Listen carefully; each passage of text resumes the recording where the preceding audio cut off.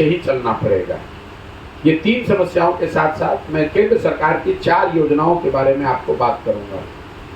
केंद्र सरकार की जो 4 सबसे बड़ी योजनाएं यहाँ चल रही हैं, उसमें सबसे प्रमुख है प्रधानमंत्री गरीब कल्याण योजना, जिसमें लाभार्थियों को 5 किलो अनाज मिलने की बात कही गई है। बिहार में हर जगह लाभार्थियों को 5 नहीं, सिर्फ 4 किलो अनाज ही मिल रहा है। ऐसा इसलिए कि जो अनाज आ रहा है प्रखंड के स्तर पर लोग बता रहे हैं कि 15,000 से 25,000 क्विंटल के आसपास हर महीने अनाज आता है लोगों में वितरण के लिए। इसमें व्यवस्थित तरीके से 40 रुपये प्रति क्विंटल की दर से जनप्रतिनिधि और अफसर मिलकर पैसा काट रहे हैं। और इसमें ज़्यादातर जगहों पर लोग बताते हैं कि विधायकों का भी पर्याप्त हिस्सा है। हर महीने 40 रुपये प्रति क्विंटल के हिसाब से जो घूस का भ्रष्टाचार के तौर पर लोग पैसा काट रहे हैं, उसी वजह से लाभार्थियों को 5 किलो के बजाय 4 किलो अनाज ही मिल पा रहा है। दूसरी केंद्र सरकार की बहुत बड़ी योजना जो चली वो है स्वच्छ भारत अभियान का, शौचालय बनाने का अभियान।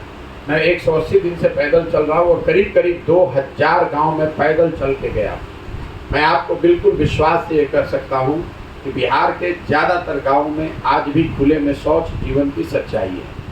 शायद ही कोई ऐसा गांव है जहां हम लोग नाक पर गमछा बांधे बगैर निकल जाए, ऐसा संभव नहीं है। दोनों ओर खुले में शौच पड़ा हुआ है। लोग बताते हैं कि इस स्वच्छ भारत अभियान के तहत बनने वाले शौचालयों में 2000 प्रति शौचालय के दर से अधिकारियों ने पैसे लिए हैं और शौचालय बना या न बना, उसका उपयोग हो रहा है या नहीं हो रहा है। लोगों को, लाभार्थियों को 10,000 रुपये 9,000 रुपये जारी किए गए। इसी वजह से ये स्वच्छ भारत अभियान जमीन पर बिल्कुल विफल है। बिहार में ODF सर्टिफिकेट जो जारी किए गए हैं वो जनप्रतिनिधियों और अफसरों ने मिलकर आपस में बैठकर उन्होंने साइन कर दिया, जमीन पर वो कहीं ODF है नहीं। तीसरी जो बड़ी योजना केंद्र सरकार की चल रही है वो है प्रधानमंत्री आवास योजना, जिसको पहले इंदिरा आवास योजना कहते थे। जब हम लोग पैदल चल रहे हैं तो ज़्यादातर जगहों पर हम लोग को इंदिरा आवास के लाभार्थी ही मिलते हैं।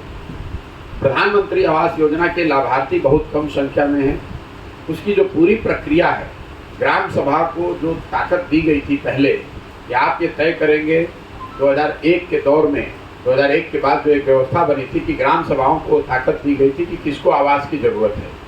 ग्राम सभा जहाँ एक तो हो नहीं रहा है, कहीं जहाँ पर हो भी रहा है उन्होंने सूची बनाई भी है, उसको भी कोई पूछने वाला नहीं है। प्रधानमंत्री आवास योजना में लाभार्थियों को 20,000 से 40,000 रुपये तक घूस देना है, तभी आपको ये घर मिलेंगे।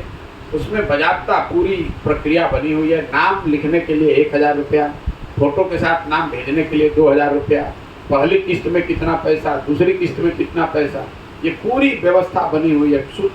घर बनाने की व्यवस्था हो या न हो, उसमें से पैसा लेने की व्यवस्था बहुत बढ़िया बनी हुई है, जहाँ पर जनप्रतिनिधि पैसा नहीं ले रहे हैं।